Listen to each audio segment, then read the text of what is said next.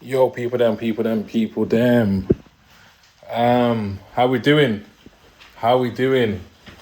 You know what? I should have just had you lot. I should have just had you lot on the phone for the phone call I just had. I just had a phone call from Virtus Brands. Obviously, they're like the parent company to our vodka, Sinners Vodka. They're the distillery basically. They work with brands. They make the alcohol. They source the bottles. They manufacture the bottles. All of that stuff.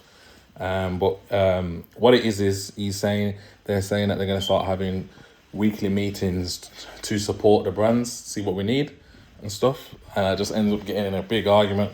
I would have liked to have seen if you could have told me who was in the right or who. You know what? Argument's the wrong word. I wasn't in an argument. There was no arguments. I don't argue with these people. It was just more of them telling me what we should be doing, the kind of things that we should be doing, and me telling them that, bro, you need to listen to me, and this is my brand. Like, why are you telling me what I should be doing rather than supporting me on what I want to do? You get it? But you know what it is? There are close people. We have a good business relationship with them, and in terms of what they've done with Jack Life Vodka, it's in multiple different countries.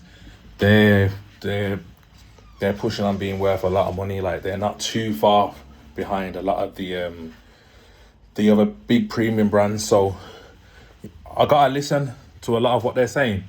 But I'm walking around. Sometimes I do this, especially when I've been on the phone having like a mad debate. But they're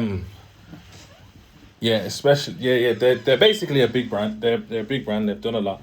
They're in multiple different countries. I see a lot of the problems that they go through in terms of working with governments in different countries to supply the alcohol, because you can't basically go straight to the shops out there or whatever. You got to go through the government with certain of these things in certain countries, and all the other little problems that they have in terms of scaling their business, getting it put into bigger establishments and shops, like the bigger names, like let's say like the Asdas and the Co-ops and that kind of thing. So I see the problems, and so I know I got a lot ahead of me to do, and it's either I'm gonna embrace it, or I'm gonna fail. Well, I don't have no intention of failing, so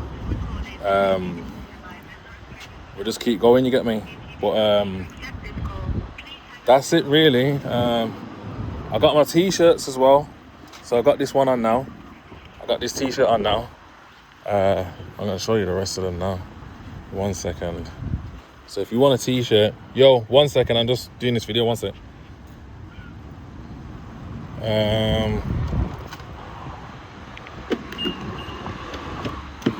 T-shirts available.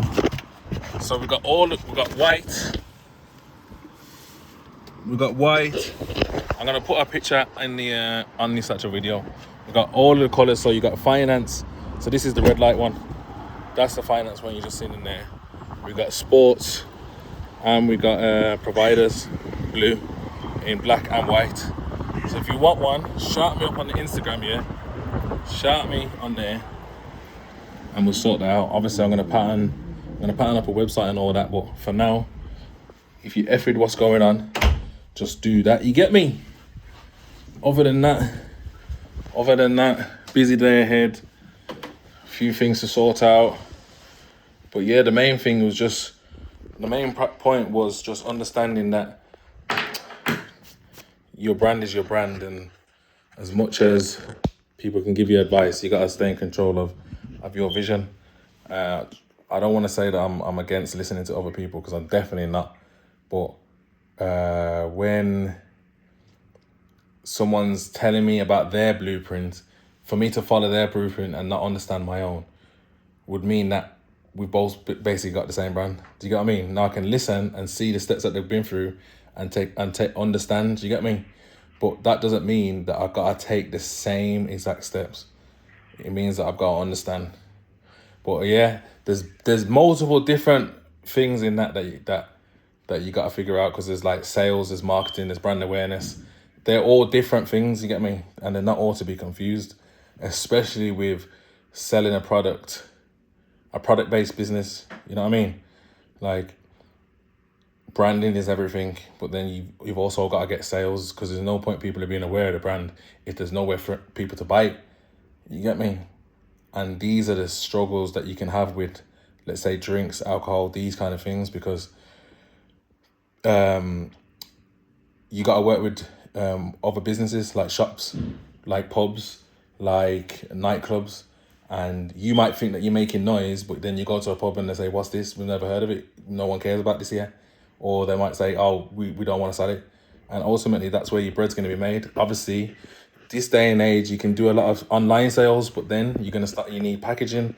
You need to package it for that. And then that's like another set of marketing again. That's like another set of, investing again. So, like, yeah, man, there's just one key thing is just structure. You need to figure out your structure.